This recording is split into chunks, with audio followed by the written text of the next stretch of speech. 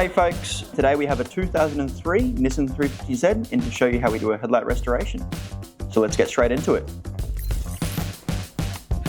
Before we start, we're going to put a layer of masking tape just around each headlight to protect the surrounding areas to ensure no unnecessary damage is caused during the restoration process. Once they're all masked up, we give the headlight a quick clean with a microfiber just to remove any dirt, grime or debris. Now this is where the fun really begins. We start by sanding down the damaged layers of plastic. Just like sanding a piece of wood, we're going to be starting with a coarser grit sanding disc to get the large bulk of the work done. For the more intricate areas, we move to hand sanding as it is more accurate, which is a lot more suitable for those areas which require that bit more precision. Once you have removed all the tarnished and worn down plastic, we then move to bringing back that smooth factory style finish by going back in with finer grit wet sanding. Again, switching back and forth between disc sanding and hand sanding for those more intricate areas. Now it's time for the final step. The last step is to clarify and seal the headlight, which happens in the same step through a special process which involves a special solvent.